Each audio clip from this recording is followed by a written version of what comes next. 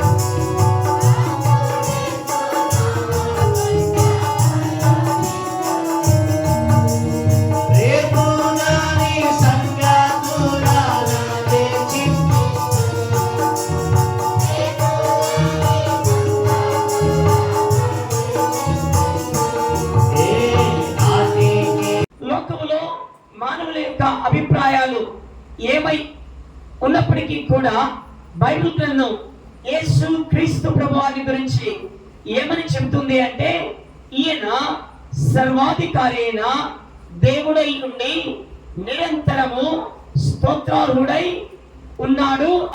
ప్రకటన గ్రంథం 5వ అధ్యాయం, ప్రకటన గ్రంథం 5వ అధ్యాయం 12వ వచనం నుంచి చదువుదాం. ప్రకటన గ్రంథం 5వ అధ్యాయం.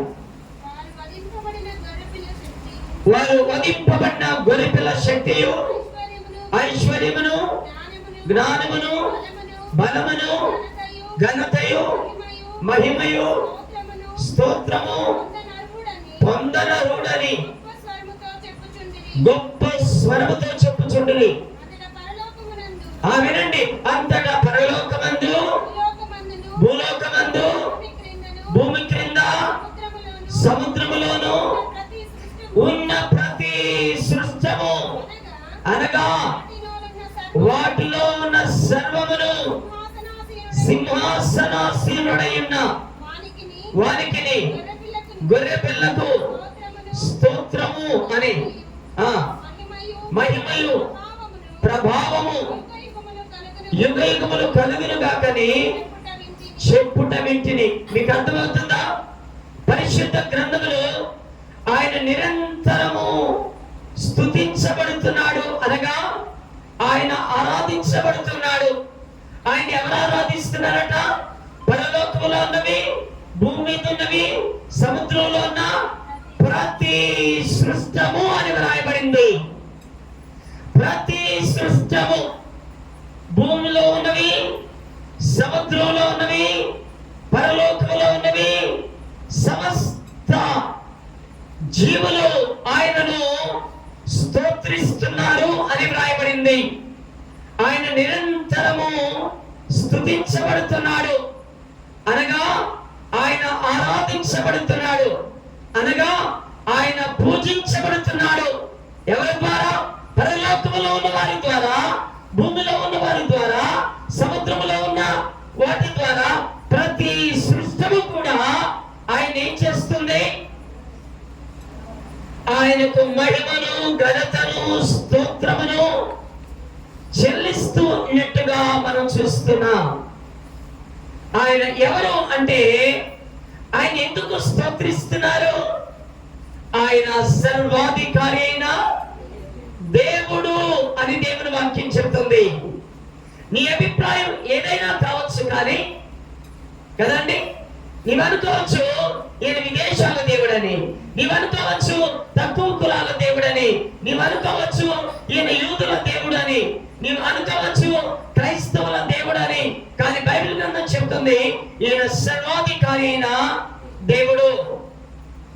బైబిల్ గ్రంథం చెప్తుంది సమస్త సృష్టి, భూమిలో ఉన్నవి, సముద్రంలో ఉన్నవి, పరలోకంలో ఉన్నవి అన్ని కూడా ఆయన స్తుతిస్తున్నాయి, గణపరుస్తున్నాయి, ఆరాధిస్తున్నాయి.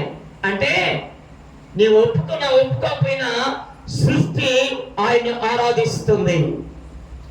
ఆయన సర్వాధికారి అయిన దేవుడు అని చెప్పబడుతుంది.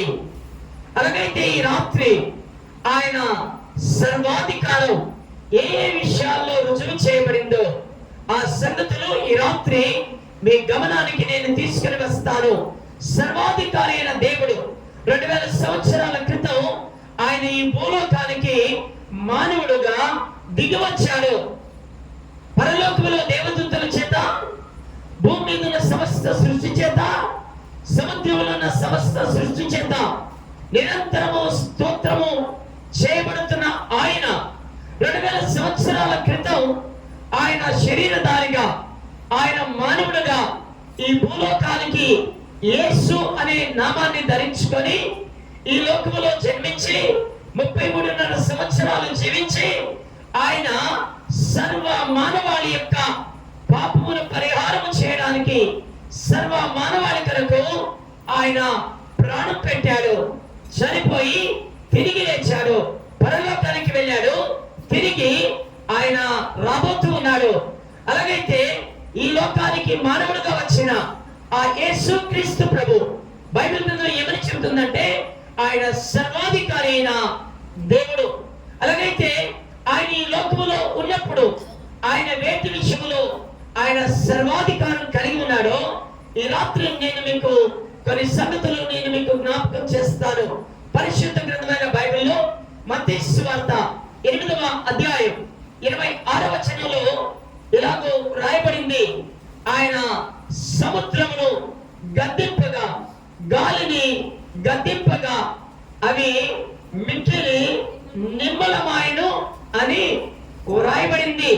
వెంటనే ఆయనతో ఉన్న శిష్యులు ఇదేంటి, ఈయనకు గాలియు సముద్రమును లోబడుచున్నవే అని వారు ఆశ్చర్యపోయారు. ఈ రాత్రి వినండి, యేసు ప్రభు ఈ లోకంలో జీవిస్తున్న కాలంలో ఆయన 12 మంది శిష్యులు వెంబడించారు. ఆయన వెంబడిస్తూ ఉన్నప్పుడు ఒక రోజు పడవలో వెళ్తున్నారు. గాలి సముద్రము అలలు ఆ పడవను నింపేసి ఆ ముంచి వేయడానికి ప్రయత్నం చేస్తూ ఉంటే యేసు ప్రభువుని లేపారు. ఆయన లేచి గాలిని సముద్రాన్ని గద్దించిన వెంటనే గాలి సముద్రం ఆయనకు లోబడ్డాయి కదండి. గాలి సముద్రం ఆయనకు లోబడ్డాయి. ఆయన ఆజ్ఞాపించిన వెంటనే గాలి సముద్రం ఇవన్నీ లోబడ్డాయి. శిష్యులు ఆశ్చర్యపోయారు, ఇదేంటి, ఈయనకు గాలియు సముద్రమును లోబడుతున్నాయి.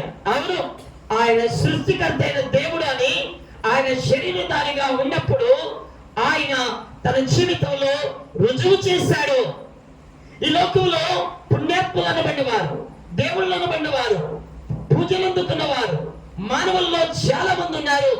ఏ ఒక్క వ్యక్తి కూడా గాలిని సముద్రాన్ని గద్దించిన దాఖలాలు లేవు. మానవుడు గద్దిస్తే అవి లోబడినట్టు దాఖలాలు ఈ ప్రపంచ చరిత్రలో ఏ గ్రంథంలో కూడా వ్రాయబడలేదు. ఈ పరిశుద్ధ గ్రంథం సాక్ష్యమిస్తుంది. యేసు క్రీస్తు ప్రభు ఆయన గద్దించిన వెంటనే, ఆయన ఆజ్ఞాపించిన వెంటనే ఆయన అధికారమునకు ఈ సృష్టి లోబడింది. అవును, ఆయన సృష్టి మీద అధికారము కలిగిన సర్వాధికారి అయిన దేవుడు అన్న సంగతి ఈ రాత్రి నీవు తెలుసుకోవలసిన అవసరత ఉంది. ఈ రాత్రి ఆలోచన చేయండి. ఈ రాత్రి ఆలోచన చేయండి. ఏ మానవుడైనా గాలి ఆగిపోంటే ఆగిపోతుందా? సముద్రాన్ని నిమ్మలించమంటే నిమ్మలిస్తుందా? ఇది మానవునికి అసాధ్యం. మానవుడు చేయజాలడు. ఈ లోకంలో పుట్టిన నరావతారములో వచ్చిన ఏ మానవుడు కూడా చేయలేకపోయాడు. కానీ యేసు క్రీస్తు ప్రభు ఆయన సర్వాధికారి అయ్యండి. ఆయన మానవుడిగా దిగి వచ్చినప్పుడు, ఆయన మానవ రూపంలో గాలిని సముద్రాన్ని గద్దించినప్పుడు అవి ఆయనకు లోబడ్డాయి. ఆయన శరీరధారిగా ఉండి ఆయన సర్వాధికారి అయిన దేవుడని తన చేసిన కార్యము ద్వారా రుజువు చేసుకున్నాడు.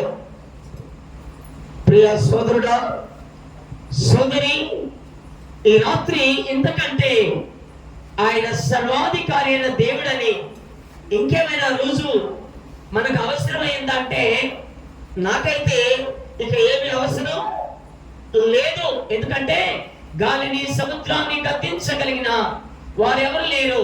సూపర్ సానిక్ విమానాలు కనుగొనొచ్చు, గొప్ప గొప్ప శాస్త్రవేత్తలు గొప్ప గొప్ప వాటిని కనుగొనొచ్చు, కానీ గాలిని సముద్రాన్ని గద్దించగలిగిన వారు ఈ లోకములో ఎవరు లేరు.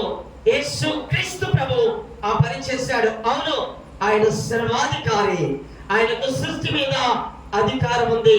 అలాగైతే ఈ రాత్రి అట్టి సృష్టికర్త అయిన దేవుడు 2000 సంవత్సరాలుగా, ఆయన 2000 సంవత్సరాల క్రితం ఆయన ఈ లోకానికి వచ్చి నిన్ను ప్రేమించానని చెప్పి ఆయన నీ కొరకు ప్రాణం పెట్టి ఆయన చనిపోయి తిరిగి లేచి పరలోకానికి వెళ్ళి ఆయన గురించి 2000 సంవత్సరాలుగా ప్రకటించబడుతుండగా ఈ గ్రామంలో కూడా కొన్ని సంవత్సరాలుగా ఆయన ప్రేమను గురించి, ఆయన యొక్క గొప్పతనాన్ని గురించి ప్రకటించబడుతుండగా ఆయన సృష్టికర్త అయిన దేవుడని ఎరగవా? ఈ రాత్రి ఆలోచన చేయి. బైబిల్ గ్రంథం ఎలా చెబుతుంది? నీ బాల్య దినములైంది నీ సృష్టికర్తను స్మరణకు. సృష్టిని పూజించడం కాదు, మానవుడు సృష్టికర్తను తెలుసుకోవాల్సిన అవసరత ఉంది. ఆయన ఆయన సృష్టికర్త అయిన దేవుడు, ఆయన సృష్టి మీద అధికారము కలిగిన దేవుడు. ఒకవేళ ఈ రాత్రి ఇంకా ఆ సృష్టికర్త అయిన దేవుని ఎరగకుండా, ఆయన శక్తిని ఎరగకుండా జీవిస్తూ ఉంటే ఈ రాత్రి ఆలోచన చేయి. ఆయన గాలిని సముద్రములకు అందింపగా అవి ఆయనకు లోబడ్డాయి. తద్వారా ఆయన సర్వాధికారి అయిన దేవుడు అని రుజువు చేయబడింది. నెంబర్ 1 కదండి. రెండవ సంగతి చెబుతున్నాను, ఆయన సర్వాధికారి అయిన దేవుడు అని ఎలా రుజువు చేయబడింది అంటే, యేసుక్రీస్తు ప్రభు ఆయన ఈ లోకంలో జీవిస్తున్న కాలంలో బేతనియ అనే గ్రామానికి వెళ్ళాడు. అప్పటికి 4 రోజులైపోయింది. ఒక వ్యక్తి చనిపోయి సమాధిలో ఉన్నాడు. వినండి జాగ్రత్తగా. ఒక వ్యక్తి చనిపోయి 4 రోజులైపోయింది. ఆ వ్యక్తిని పూడ్చేశారు, సమాధి చేసేశారు. ఆ సమాధి దగ్గరికి వెళ్ళి లాజరు బయటకు రమ్మనగానే ఆ చనిపోయిన వ్యక్తి సజీవుడుగా బయటకు వచ్చాడు. వారి కుటుంబానికి ఆయన సజీవుడుగా ఆ వ్యక్తిని అప్పగించాడు. అవును, ఏం కనబడుతుంది ఇక్కడ? ఆయన మరణం మీద అధికారము కలిగినటువంటి వాడు. ఈ భూలోకములో ఎవరైనా ఒక వ్యక్తి చనిపోతే, ఒకవేళ నేను వెళ్ళి సమాధిలో 4 రోజులు ఉన్న దగ్గరికి వెళ్ళి బయటికి రమ్మంటే వస్తాడా? రాడు. నేను కాదు, ఈ భూమి మీద ఏ మానవుడు వెళ్ళి పిలిచిన చనిపోయి 4 రోజులైతే 4 రోజులైన తర్వాత పుళ్ళు పడతాడు. రావడానికి అవకాశం లేదు కదండి. 4 రోజుల తర్వాత ఓ చనిపోయిన వ్యక్తి, సమాధి చేయబడిన వ్యక్తి రావడానికి అవకాశం లేదు.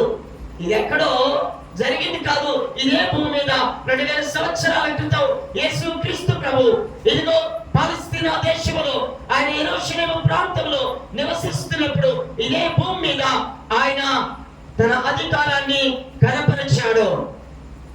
ఆయన మరణం మీద అధికారము కలిగినటువంటి వాడు కదండి. ఆయన మరణం మీద అధికారం కలిగినటువంటి వాడు. అందుకనే ఆయన చంపడానికి మనుషులు వచ్చినప్పుడు, అసలు ఆయన బ్రతుకున్నప్పుడే ఆయన అన్నాడు, నేను ప్రాణం పెట్టడానికి నాకు అధికారం ఉంది, తిరిగి ప్రాణం తీసుకోవడానికి నాకు అధికారం ఉంది. ఆయన మరణం మీద అధికారం కలిగిన వాడు.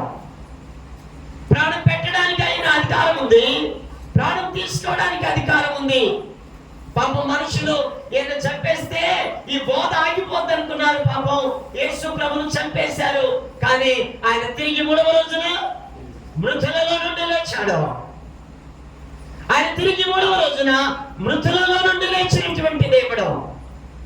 ఈ భూలోకంలో ఏ వ్యక్తి కూడా చనిపోయి తిరిగి లేచిన వారు ఏ చరిత్రలో, ఏ గ్రంథములో, ఏ కదండి ఈ 7 ఖండాలలో ఏ పుస్తకములో కూడా వ్రాయబడలేదు. ఈ రాత్రి నీ వింటున్న యేసు ప్రభు ఎవరో తెలుసా? నీవు అనుకున్నట్టు ఆయన విదేశాల దేవుడు కాదు, ఆయన తక్కువ కులాల దేవుడు కాదు, లేకపోతే ఆయన క్రైస్తవుల దేవుడు కాదు, ఆయన యూదుల దేవుడు కాదు. ఆయన సర్వాధికారి అయిన దేవుడు. ఆయనకు మరణం మీద అధికారం ఉంది.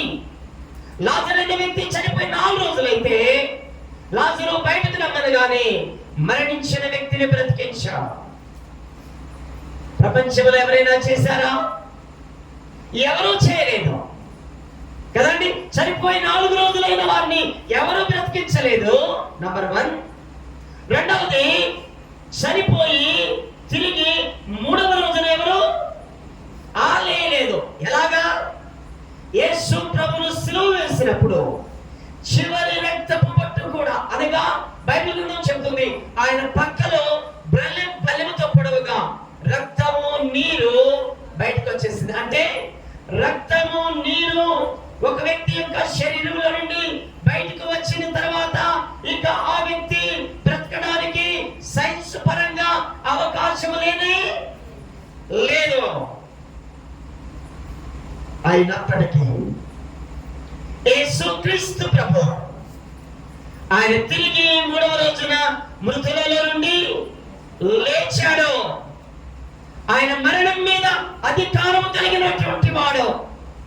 అలాగైతే ఈ రాత్రి ఆయన మరణం మీద అధికారము కలిగిన సర్వాధికారి అయిన దేవుడు నాకెందుకండి అంటావా? ఈ రాత్రి ఒక మాట చెప్తాను వినండి. మానవులు ఎలా ఉన్నారంటే పాపముల చేతను అపరాధముల చేతను చచ్చిపోయినాడు మానవుడు. నీవు బ్రతికించాలంటే మరణము నుండి మరణం మీద అధికారము కలిగిన ఆయన మాత్రమే నిన్ను బ్రతికించగలడు. ప్రియ సోదరుడా, ప్రియ సోదరి, పాపములు మానవుణ్ణి చంపివేస్తున్నాయి. రకరకాల పాపాలు మానవుడు చేస్తూ పాపానికి దాసుడై ఆ పాపముల చేత ఆధ్యాత్మికంగా చనిపోతున్నాడు.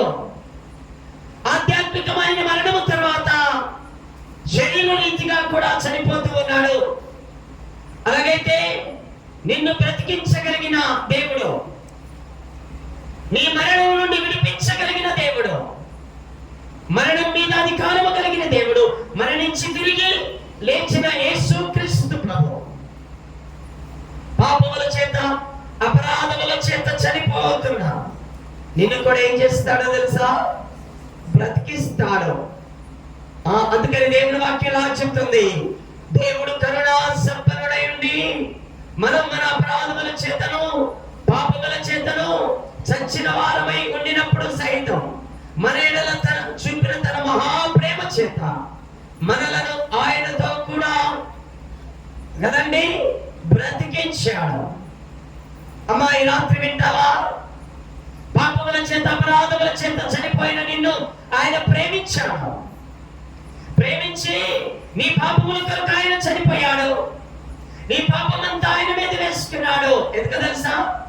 ఆయన మరణించి లేవగలడు కాబట్టి, ఆయన మరణం మీద అధికారం కలిగిన వాడు కాబట్టి ఆయన మీద వేసుకొని మరణానికి లోనైన నిన్ను బ్రతికించడానికి ఆయన చనిపోయి తిరిగి లేచాడు. చనిపోయిన వాడిని లేపాడు. చనిపోయిన వాడిని లేపడం మాత్రమే కాదు, ఆయన చనిపోయి తిరిగి లేచాడు. అవును, ఆయన మరణం మీద అధికారము కలిగినటువంటి వాడు. ఈ ప్రపంచంలో మరణం మీద అధికారం కలిగిన ఏకైక రక్షకుడు, సర్వాధికారి అయిన దేవుడు ప్రభువైన యేసుక్రీస్తు వారు మాత్రమే. అలాగైతే అట్టి ప్రభువుని నీవు ఎరుగుదువా? అట్టి ప్రభువుకి నేను హృదయం ఇచ్చావా? అట్టి ప్రభు మాట వింటూ ఇంకా తృణీకరిస్తున్నావా? అట్టి ప్రభు ప్రేమను నీవు వింటూ ఉండగా నేను ఇంకా లోపడకుండా ఇంకా పాపానికి దాసుడివై పాపముల్లో అపరాధముల్లో చనిపోతావా? ఈ రాత్రి ప్రభు నేను ప్రేమిస్తున్నాడు. ఈ రాత్రి ప్రభు నేను ప్రేమిస్తున్నాడు. ప్రియ సోదరుడా, ఈ గ్రామంలో ప్రియ సోదరి సోదరుడా, ఈ రాత్రి ప్రభు నేను ప్రేమిస్తూ ఉన్నాడు. ఆయన సర్వాధికారి అయిన దేవుడు.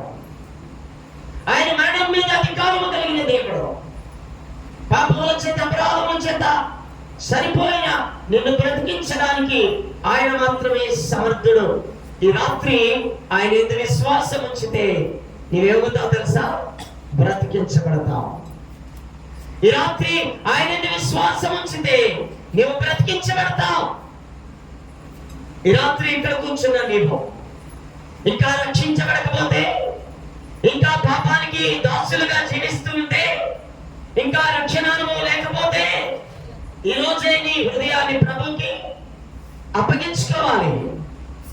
మరణం ఎప్పుడు వస్తుందో తెలియదు. అలాగైతే ఈ రాత్రి వినండి, రెండవ సంగతి, ఆయన మరణం మీద అధికారం కలిగినటువంటి వాడు, మరణిస్తున్న నిన్ను బ్రతికించగలిగినటువంటి సర్వాధికారి అయిన దేవుడు. మూడవది, మార్కు సువార్త 2వ అధ్యాయం 10వ వచనంలో రాయబడింది, పాపములు క్షమించుటకు మనుష్య కుమారునికి అధికారం భూమి మీద కలదు అని చెప్పాడు కదండి. మూడవ సంగతి వినండి, యేసు ప్రభు ఇంకా వేటి మీద అధికారం ఉందో తెలుసా? ఈ భూమి మీద పాపములు క్షమించడానికి యేసు ప్రభువారికి అధికారం ఉంది. ఎందుకు? ఆయన సర్వాధికారి అయిన దేవుడు. పాపములు క్షమించడానికి ఈ భూమి మీద అధికారము కలిగిన ఏకైక రక్షకుడు, సర్వాధికారి అయిన దేవుడు ప్రభు అయిన యేసు క్రీస్తు వారని పరిశుద్ధ గ్రంథమైన బైబిల్ చెప్తుంది. ఈ లోకంలో ఏ మానవుడు కూడా పాపాన్ని క్షమించడానికి అర్హులు కాదు. ఎందుకు తెలుసా? ఈ లోకంలో పుట్టిన ప్రతి మానవుడు పాపంలో పుట్టాడు, పాపంలో జీవించాడు, పాపంలో మరణించాడు. కానీ యేసు ప్రభు పుట్టుకలో పాపం లేదు, ఆయన జీవితంలో పాపం లేదు, ఆయన మరణంలో పాపము లేదు. నాలో పాపం ఉందని మీలో ఎవరైనా స్థాపించగలరా అని యోహాను సువార్త 8వ అధ్యాయం 44వ వచనంలో ఆయన ఏదో తన ఎదుట ఉన్న వారిని సవాలు చేశాడు.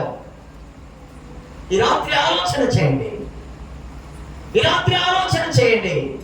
ఈ లోకంలో ప్రతి మానవుడు పాపాత్ముడే. బైబిల్ గ్రంథం ఇలా చెప్తుంది, నీతిమంతుడు లేడు, ఒక్కడు లేడు, ఏ భేదము లేదు, అందరూ పాపం చేశారు. ఈ లోకంలో ఏ మానవుడి యొక్క పాపాన్ని క్షమించలేడు. బుద్ధుడు మానవుల పాపానికి క్షమాపణ ఇస్తానని చెప్పలేదు. లోకంలో పుట్టిన ఏ గొప్పవారు, పుణ్యాత్ములు, దేవుళ్ళని పూజలందుకున్న వారు ఏ ఒక్కరు కూడా మేము పాపాలు క్షమిస్తామని చెప్పలేదు. కానీ మీరు పాపాలు పోవాలంటే అవి చేయండి, ఇవి చేయండి అని చెప్పారు. మానవుడు చేసే ఏ నీతి క్రియ ద్వారా పాపము క్షమించబడడానికి వీలు లేదు. ఎందుకు తెలుసా? పాపం వల్ల వచ్చే జీవితం మరణం. ఒక వ్యక్తి మరణానికి జవాబు చెప్పకుండా పాపం క్షమించడానికి అవకాశం లేదు. అయితే యేసు ప్రభు పాపాలు క్షమించడానికి ఎందుకు ఆయన అధికారం పొందారు? ఆయన జన్మలో పాపం లేదు, ఆయన జీవితంలో పాపం లేదు, ఆయన మరణంలో పాపం లేదు. ఆయన మరణాన్ని జయించి లేచాడు, మరణపు ముళ్ళను విరిచివేశాడు. పాపములకున్న బలం మరణపు ముళ్ళను చేశాడు. ఈ ప్రపంచంలో మేధావులు పుట్టారు, వీరులు పుట్టారు, దేవతలను పన్నవారు, దేవుళ్ళను పన్నవారు అనేక మంది పుట్టారు. అందరూ మరణము చేతిలో ఓడిపోయారు. కానీ యేసు క్రీస్తు ప్రభువు మరణాన్ని జయించి తిరిగి లేచిన ఏకైక రక్షకుడు ఆయన. ఎందుకు తెలుసా? ఆయన పాపము లేనటువంటి వాడు. ఆయనలో ఏ పాపము లేదు, ఆయన నోట ఏ కపటము లేదు, ఆయన దూషించబడి బదులు దూషించలేదు. న్యాయముగా తీర్పు తీర్చు దేవునికి తాను అప్పగించుకున్నాడని రాయబడింది 1 పేతురు 2:24లో. అలాగైతే ఈ రాత్రి ప్రియ సోదరుడా, సోదరి, ఈ రాత్రి జాగ్రత్తగా ఈ మాటలు ఆలోచన చేయండి.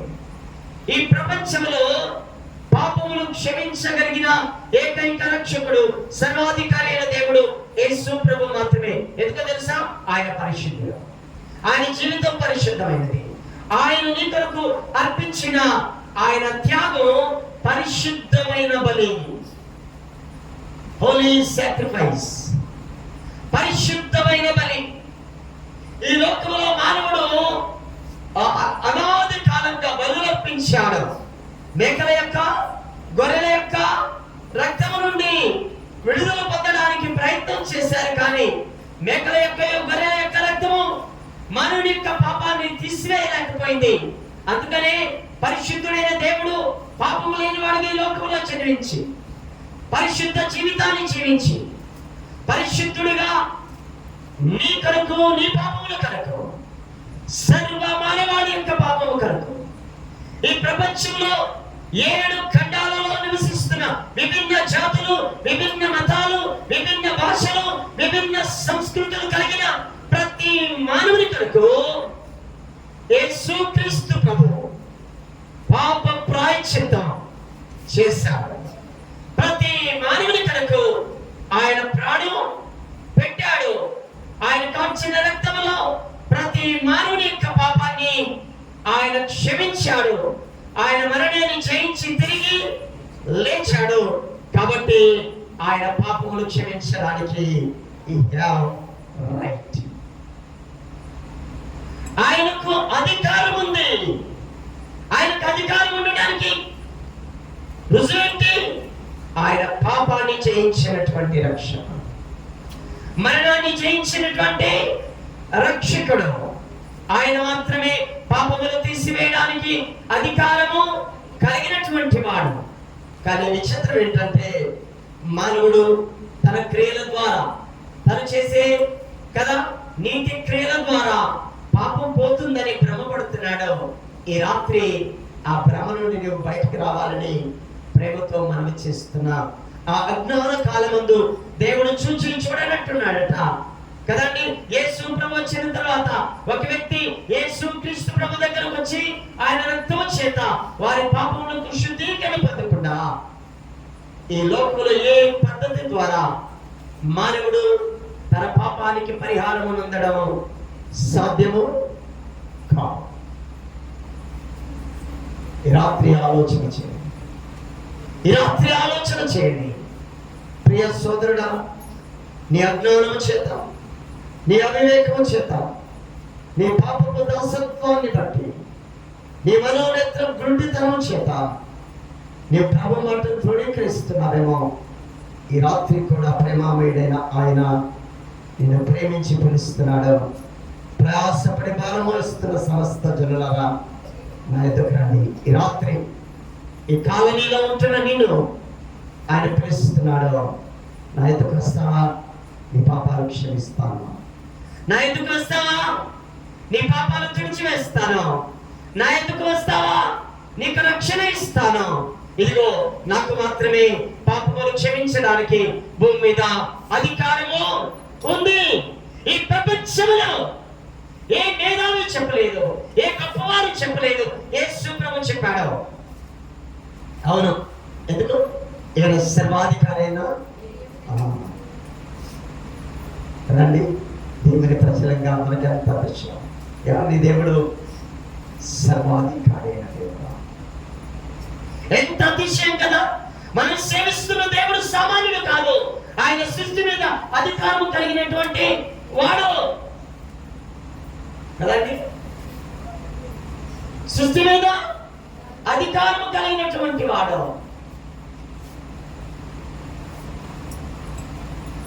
మరణం మీద అధికారం కలిగినటువంటి వాడు. అంత మాత్రమే కాదు, ఆయన పాపములు క్షమించుటకు అధికారము కలిగినటువంటి వాడు. ఎంత గొప్ప దేవుని సేవిస్తున్నా ఎంత కృతజ్ఞత ఉండాలి. అయ్యా, ఎంత గొప్ప దేవుడు మనకు దొరికాడు. నీకు కృతజ్ఞత అని మన కృతజ్ఞత బాగుంటుంది. ప్రభు ఏం చేసావు, నాకు అన్ని బాధలు, అన్ని కష్టాలు. అంటే చాలాసార్లు మన భక్తి కదా, చాలాసార్లు మన భక్తి అంటే అట్లా అనలేమని కాదు, మనుషులుగా అంటాం.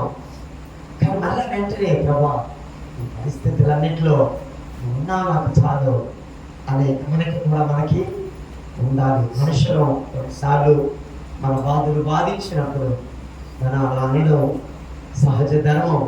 అలాగైతే ఈ రాత్రి క్రీస్తునందు ప్రియులారా, ఈ రాత్రి మూడవ సంగతి వింటున్నాం. ఇదిగో యేసు క్రీస్తు ప్రభు. ఇదిగో ఆయన ఎవరు అంటే కదండి, తక్కువ కులాల దేవుడు కాసుమా. ఈ ప్రపంచమంతటికి పాప క్షమాపణ ఇవ్వగలిగిన సర్వాధికారి అయిన దేవుడు. ఆయన తప్ప ఈ భూలోకంలో పాపములు క్షమించే అధికారం ఇంకెవరికి లేదు. ప్రభుత్వాలు నీకు రేషన్ ఇవ్వచ్చు, డబ్బులు నీ అకౌంట్లో వేయచ్చు, పాపాలు క్షమించలేరు. పాపాలు ఏ సేవకుడు క్షమించలేరు. సేవకులు రండి, మేము ప్రార్థన చేస్తే మీకు ఆశీర్వాదాలు వస్తాయి అని చెప్పొచ్చు. మీరు కూడా పరిగెత్తుకుని వాళ్ళ దగ్గరికి వెళ్ళొచ్చు. కానీ పాపములు క్షమించగలిగిన అధికారం ఏ సేవకుడికి కూడా, దైవజనులు భక్సింగ్ గారికి కూడా లేదు. యేసు ప్రభువారు మాత్రమే పాపములు క్షమించటకు ఆయన సర్వాధికారం కలిగిన ఆ దేవుడు. ఈ రాత్రి ఆలోచన చేయి. ఆయన పాపములు క్షమించటకు సర్వాధికారం కలిగిన దేవుడైనాడు. ప్రియ సోదరుడా, సోదరి, ఈ రాత్రి ఆలోచన చేయి. మానవుని హృదయం చెడిపోయింది. మానవుని హృదయం పాపంతో నిండిపోయింది. మానవుని హృదయంలో అనేకమైన దోషాలకు నిలవైపోయింది. ఈరోజు మానవుడు పాపానికి దాసుడైపోయాడు. పాపంలో జీవిస్తున్నాడు. పాపాన్ని విడిచిపెట్టడానికి మానవుడు ఇష్టపడలేదు. పాపాన్ని మానవుడు ప్రేమిస్తున్నాడు, కానీ పాపాన్ని విడిచిపెట్టడానికి ఇష్టపడలేదు. అందుకనే అనేక మంది యేసు ప్రభు దగ్గరికి రాకపోవడానికి ప్రధానమైన కారణం ఏంటంటే వారు తమ పాపాన్ని విడిచిపెట్టలేకపోతున్నారు కదండి. యేసు ప్రభు ఈ లోకానికి వచ్చింది ఎందుకు తెలుసా? తిమోతికి రాసిన మొదటి పత్రిక 1:15 చెప్తుంది, పాపులను రక్షించడకు క్రీస్తు యేసు ఈ లోకములకు వచ్చిన మాట నమ్మదగినది, పూర్ణ అంగీకారములకు యోగ్యమైనది ఉన్నది అని వ్రాయబడింది. ప్రియ సోదరుడా, సోదరి, యేసు ప్రభు ఎవరో తెలుసా? ఇదిగో నీ పాపము నుండి విడిపించడానికి నీ కొరకు మానవ రూపంలో వచ్చిన రక్షకుడు. పాపలను రక్షించడానికి ఆయన ఈ లోకానికి వచ్చాడు. ఈ రాత్రి మానవునికి ఏం కావాలో తెలుసా? డబ్బు కాదు కదండి. ఈరోజు మానవునికి పేరు ప్రఖ్యాతులు కాదు కావాల్సిందే. ఈరోజు మానవునికి పెద్ద పెద్ద చదువులు కాదు కావాల్సిందే. ఈరోజు మానవునికి పేరు ప్రఖ్యాతులు కాదు కావాల్సింది. ఈరోజు మానవునికి అన్నిటికంటే ప్రాముఖ్యమైనది, అన్నిటికంటే అత్యవసరమైనది ఏంటో తెలుసా? పాప క్షమాపణ. ఎందుకో చెప్పనా? నీవు పాప క్షమాపణ పొందకుండా పాపములోనే నీవు చనిపోయావు అనుకో. ఒక వ్యక్తి పాపము నుండి విడిపింపబడకుండా ఒక వ్యక్తి పాపములోనే చనిపోతే ఆ వ్యక్తి ఆరని అగ్ని గంధకాలతో మండే గుండానికి వెళ్ళవలసి వస్తుంది. పాపం చేసిన వారిని పాతాళం పట్టుకుంటుంది అని దేవుని వాక్యం చెప్తుంది. యేసు ప్రభువు అన్నాడు, ఒకడు పాపములో చనిపోతే వాడు నా యొద్దకు రాడు అని చెప్పాడు. అలాగైతే ఈ రాత్రి ప్రియ సోదరుడా, సోదరి, ఈ శబ్దయంత్రం ద్వారా వింటున్న ప్రియ స్నేహితులారా, క్రైస్తవేతరులారా, ఈ రాత్రి ఆలోచన చేయండి. ప్రతి గ్రంథం పాపం నుండి విముక్తి పొందడానికి అన్వేషణ చేస్తుంది, కానీ పాపం నుండి విడిపించగలిగిన రక్షకుడు ప్రభువు మాత్రమే. ఆయన విడిపించకుండా ఎవరు విడిపించబడలేడు. ఆయన క్షమించకుండా ఎవరు క్షమించబడలేడు. అలాగైతే మానవుని పాపం నుండి విడిపించడానికి, మానవునికి పాప క్షమాపణ ఇవ్వడానికి యేసు ప్రభు ఈ లోకానికి శరీరధారిగా వచ్చి, చాలా మంది ప్రశ్నిస్తుంటారు, యేసు ప్రభు శరీరధారిగా ఎందుకు వచ్చాడయ్యా అంటే, దేవుడు మరణించాలి అంటే శరీరము దాల్చకుండా ఆత్మరూపిగా మరణించడానికి అవకాశం లేదు. ఇంకా చెప్పాలి అంటే మరణాన్ని రద్దు చేయాలి అంటే, మరణ శాస్త్రం ఎవరు రాశాడో వాడు చనిపోకుండా ఆ మరణ శాస్త్రం రద్దు కాదు. దేవుడే పాపం చేసిన వాడు చనిపోవాలని ఆయన శాస్త్రం రాశాడు. అలాగైతే పాపం చేస్తున్న మానవుడు చనిపోవాలని శాస్త్రం చేసిన ఆయన పాపం నుండి విడిపించడానికి ఈ లోకానికి శరీరధారిగా వచ్చి రక్త మాంసాలు ధరించుకొని ఆయన మన కొరకు కలువరి శిలువలో మన పాపమంతటిని మోసుకొని వెళ్ళాడు. యేసు ప్రభు ఎందుకు కలువరి శిలువలో చనిపోయాడో తెలుసా? నీ పాపమంతటిని ఆయన మోసుకొని వెళ్ళాడు. నీ పాపముల కొరకు ఆయన శిలువ వేయబడ్డాడు. నీ పాప శిక్ష మరణాన్ని ఆయన మీద వేసుకున్నాడు. నీ పాపం నుండి నిన్ను సంపూర్తిగా విడిపించడానికి ఆయన చనిపోయి సమాధి చేయబడి ఆయన తిరిగి లేచాడు. మరణ శాస్త్రం చేసిన ఆయన తిరిగి లేచుట ద్వారా మరణ శాస్త్రాన్ని రద్దు చేశాడు. ఆయన మాత్రమే నీ పాపములను క్షమించగలడు. అలాగైతే యేసు క్రీస్తునందు విశ్వాసం ఉంచకుండా ఈ ప్రపంచంలో ఏ మానవుడు పాప క్షమాపణ పొందడానికి వీలు లేదు. ఎందుకంటే ఆయన సర్వాధికారి అయిన దేవుడు ఈ పాపమును తీసివేయడానికి ఈ లోకానికి వచ్చి నీ పాపం అంతా మోసుకొని వెళ్ళాడు. ఈ రాత్రి ప్రశ్నైనా, ఈ ప్రపంచంలో ఈ భూమి పుట్టినది మొదలుకొని నీ కొరకు, నీ పాపముల కొరకు, నీ పాపాలు మోసుకొని పోయిన వారు ఎవరైనా ఉన్నారా? నీ పాపాలు మోసుకొని పోవడానికి ఎవరైనా వచ్చారా? నీ పాప శిక్షను భరించిన వారు ఈ ప్రపంచ చరిత్రలో ఏ గ్రంథంలోనైనా ఉన్నారా? అది ఏ గ్రంథమైనా, మత సంబంధమైన గ్రంథమైనా, సైన్స్ సంబంధమైన గ్రంథమైనా, నాస్తిక సంబంధమైన గ్రంథమైనా, ఏ గ్రంథమైనా ఆలోచన చేయండి. నీ పాపములు తీసివేయడానికి, నీ పాపాలు మోసుకొని పోయిన వారు ఎవరైనా ఉన్నారా? నీ పాప శిక్ష మరణాన్ని నీ స్థానంలో పొందిన వారు ఎవరైనా ఉన్నారా? మరణాన్ని జయించిన వారు ఎవరైనా ఉన్నారా? ఎవరు లేరు. ఉన్నది ఒకరే, ఆయనే ప్రభువైన యేసుక్రీస్తు వారు. ఆయనే ప్రభువైన యేసుక్రీస్తు వారు. అవును, ఆయన సర్వాధికారి అయిన దేవుడై ఉండి నిరంతరము స్తోత్రార్హుడై ఉన్నాడు. అట్టి దేవుని నీవు కూడా ఆరాధించాలి అంటే, అట్టి సృష్టికర్త అయిన దేవుని దగ్గరకు నీవు కూడా రావాలి అంటే ఇదే మిక్కిలి అనుకూలమైన సమయం. ఇదే రక్షణ దినం. ప్రియ సోదరుడా, సోదరి, ఈ రాత్రి ఆలోచన చేయి. నిన్ను ప్రేమించి కదండి, క్రీస్తు మిమ్మల్ని ప్రేమించి పరిమళ వాసనగా ఉండడానికి ఆయన తను తాను బలిగాను అర్పణముగాను అర్పించుకున్నాడు. ఎఫెసీ 5:2 వ్రాయబడింది, మొదటి 2 వచనాల్లో. ప్రియ సోదరుడా, ఈ రాత్రి ఆలోచన చేయి. 2000 సంవత్సరాల క్రితం ఆ సర్వాధికారి అయిన దేవుడు మానవుడుగా వచ్చి 33 సంవత్సరాలు జీవించి నిన్ను ప్రేమించి నీ కొరకు ఇదిగో నీ పాపాన్ని, నీ శాపాన్ని కల్వరి శిలువలో భూమికి ఆకాశానికి మధ్యన ఆయన నీ కొరకు భరించి ఆయన మ్రానులో వ్రేలాడి నీ శ్రమను ఆయన పొందాడు. ఒకసారి ఆలోచన చేయి. ఆయన కొరడాలతో కొట్టారు, ఒక్క మాట మాట్లాడలేదు. ఆయన మీద ఉమ్మి వేశారు, ఒక్క మాట మాట్లాడలేదు. ఆయన్ను గంతలు కట్టి కళ్ళకి పిడుగుద్దులు గుద్దారు, కొట్టింది ఎవరో చెప్పమన్నారు, ఒక్క మాట కూడా మాట్లాడలేదు. ఆయన వేలను చేశారు, ఒక్క మాట కూడా మాట్లాడలేదు. ఆయన తిరస్కరించారు, ఒక్క మాట కూడా మాట్లాడలేదు.